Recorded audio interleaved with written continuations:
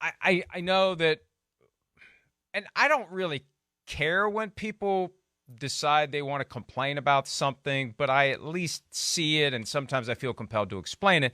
Folks, Deshaun Watson's status continues to be the biggest story in the National Football League, especially when there continue to be developments. And as of Friday morning, I was convinced that we were going to have a ruling by 7 p.m. Eastern preventing him from playing Friday night or at all in 2022. And early afternoon, just about the time the baby arrived, I started to get word that a settlement remained possible, that Peter Harvey, who's handling the appeal, didn't want to rule, doesn't want to rule, wants the two sides to reach a settlement.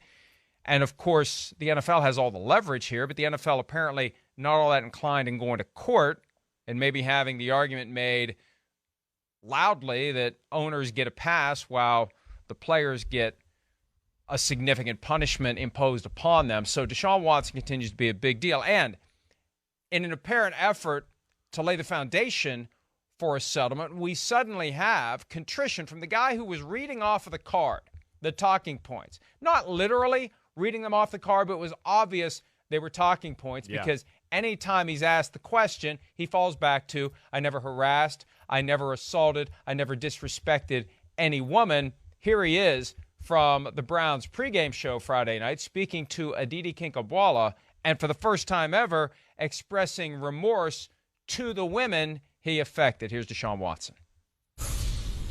Look, I want to say that I'm truly sorry to all the women that I've impacted in this situation.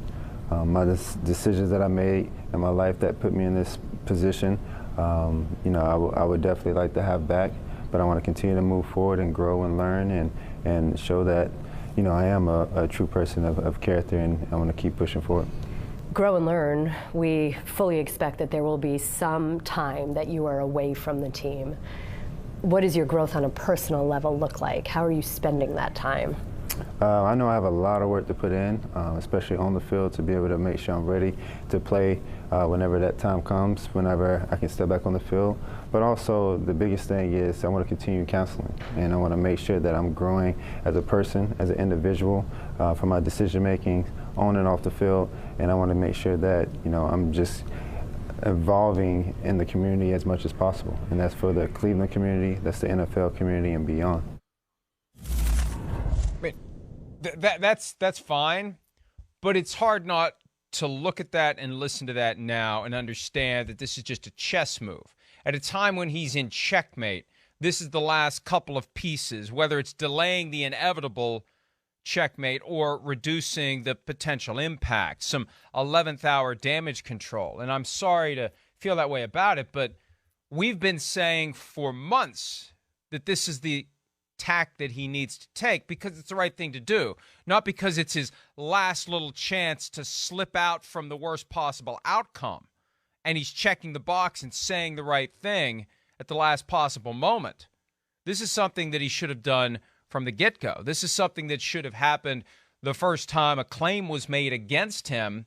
His representatives, those in position to advise him, should have had a tough conversation with him and gotten to the bottom of this and fixed it for a variety of reasons, ultimately because it would have been the right thing to do. And right now, it's hard to feel like anyone's trying to do the right thing. It feels like they're trying to do the thing they need to do at the right time to avoid missing the entire season. Yeah. That's my 2 cents. I hear you. I mean, he's been stubborn through this. The same stubbornness, I think, that probably makes him a great football player and a great quarterback. He just did not want to bow down to the fact or, deal with some of the feelings or things that he's done to these women and been inappropriate, put them in situations where obviously it made them feel less than and degraded as a person. But I will say, I don't really, again, maybe too little too late. I hear you there, Mike. I'm with you. But I'll say I still like to see it. I do. I think it was, somewhat genuine there, and the fact that, okay, at least he could stand there in front of the camera and say something like that and take it a little and do some self-reflecting there. you're right. It doesn't seem necessarily the most heartfelt in the fact of the timing because, yeah, it's desperate times here. It is. It's at the very end, and I think you and I are both expecting something harsh as far as the suspension, and maybe that's changed over the weekend with Steve Harvey and where that goes, or Peter Harvey, excuse me. But, anyway, I'm happy he did it. I guess I'm not going to be quite as critical. I am happy he did it. It's not an easy thing to admit, and I don't know who he was trying to save face for throughout this whole process, but at least this is the road to recovery, probably for the victims. Again, they're probably a little mad, but I got to think some of them are going to go, okay, at least he's manned up to the camera here and said something, and then just for him himself, I think that's going to be, the first step to recovery and making himself a better person like he just explained. And look, if it's real, I'm a believer in the deathbed conversion. I hear you. I'm a believer in making amends before it's too late. I just can't help but wonder whether or not it's true. And it could have been false from the get-go. I mean, if it's false, it's false. It doesn't matter when you do it. They should have done something, and when I say something, I mean a true reckoning, not just saying what you have to say to get out of a tough spot. The true reckoning needed to come, and I'd rather have a true reckoning now than a false reckoning early. Yes. Because that doesn't necessarily change the behavior. And I assume the behavior's changed. Look, I can't sit here and pretend to understand how every individual processes things like this, but I'd like to think he's learned the hard way the downfall and the pitfalls and the potential consequences and expenses of the private massages arranged through social media. And I think that's why the Browns have been so confident that they're not going to have an issue with Deshaun Watson going forward.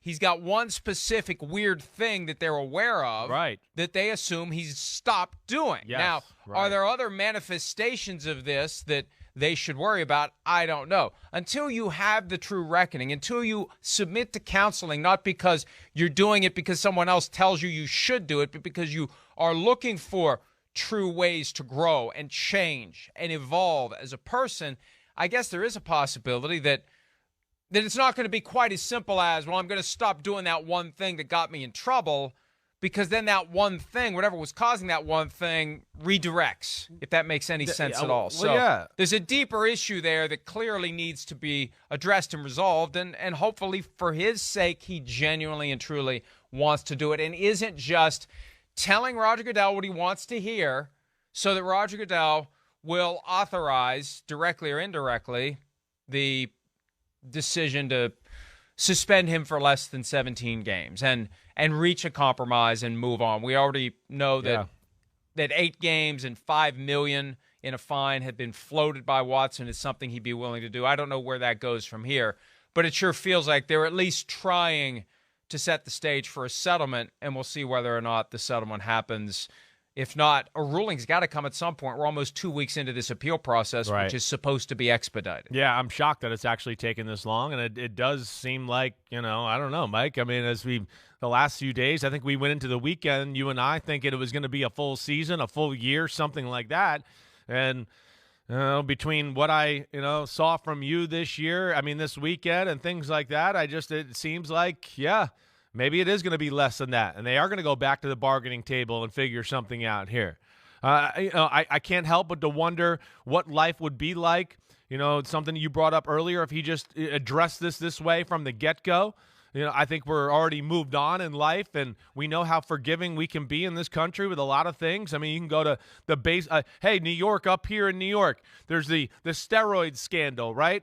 With the baseball and all of that. We had that back in the day. Andy Pettit, that guy right there, he came out right away and said, I made a mistake. I blah, blah, blah. Everybody up here forgives him. New York is like, okay, hey, Andy Pettit, you made a mistake. Roger Clemens, some of the other guys in the Yankees who refused to back down or ever say, that they didn't take it or whatever else, nobody forgives them. You're a damn cheater. We don't like you that much. Get out of here. So, there is something to that makes you wonder where this would all be if it was just handled appropriately from the get-go. Like you all have always said, getting rid of these the civil cases very early on in the process. And I think the other thing that, that bothers a lot of people when you just look at social media or articles on Pro Football Talk is, and even myself, there was an anger from him for a while. And I think that's what rubbed people wrong. Almost like an anger, like, how dare you call me out on this stuff? How dare you?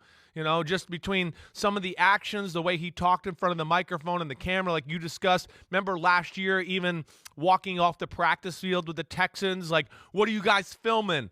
And doing things like that, being on a jet ski with his girlfriend, and the girlfriend's giving the middle finger to people making video on the boat. So that rubbed people the wrong way. You were like, wow, that guy, maybe he's a jerk. Maybe we're all wrong. He's not as nice here. But he is human. It is young. And it's not an easy situation to deal with.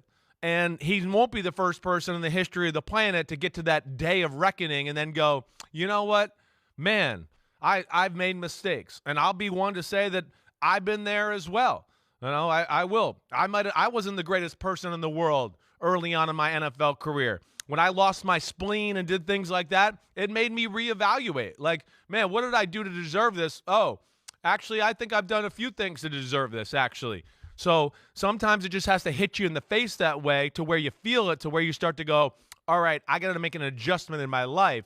And maybe, it's a little late in the game, but I'm still not going to be mad at him for doing it. I'm happy to see him at least cross that bridge there and try to go and move forward with life. Even now, after knowing you all this time, every time that you say I lost my spleen, it seems to me like you misplaced it. Well, I know. Well, like, where's my spleen? Yeah, I lost. Where's my keys and my spleen, honey? Where did I go with that? Yeah. I will say this, and now that they've had this turn where they've gone from attack. Remember, Rusty Hardin, who has represented Deshaun Watson throughout most of this mess, said, all the women are lying. All the women are lying. Well, if they're all lying, what's he apologizing for? Who's he expressing regret to if they're all lying? He's still the victim of this vast conspiracy where 23 people have been banded together by an unscrupulous lawyer who is manipulating these women into telling lies about Deshaun Watson, or at a minimum embellishing and exaggerating. That was the thing all along. Look, I've had plenty of difficult telephone conversations with people close to Watson in the past 16 months. I know you where have. There's indignation, anger and indignation directed at me. Why aren't you exposing these lies? Why aren't you delving into the background of these individuals and exposing the inconsistencies in the stories? Why aren't you? Right? I hear that shit all the time, or at least I used to. Yeah. Don't hear it anymore for some reason. Right. But I used to.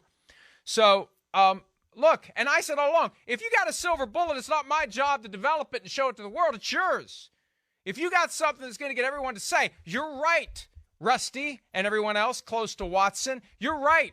They are fabricating. They are exaggerating. They are lying about your client. It's up to you to draw it out and prove it to us, not me. I'm not getting paid by the hour to do it. I'm just reacting to what's out there. It's been the wrong approach the whole way. There's something to this. Yeah. My gut feeling all along is there's something to this. Yeah. So don't blame us for not doing your work. Yeah. You failed. Yeah. You failed to convince anyone. And guess what? There's a reason why you failed.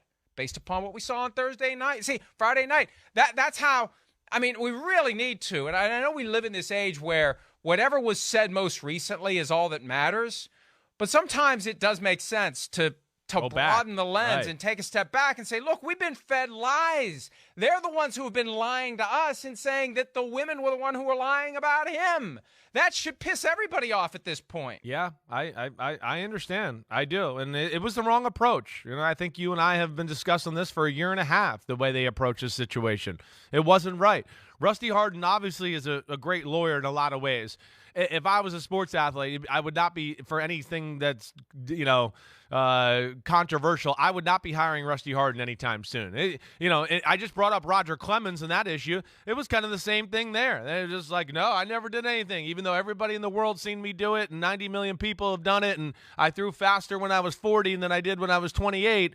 But he was represented by Rusty too. So there's obviously this we're never going to give in type attitude that he likes there. And it was wrong. It was wrong. All we wanted was a little remorse.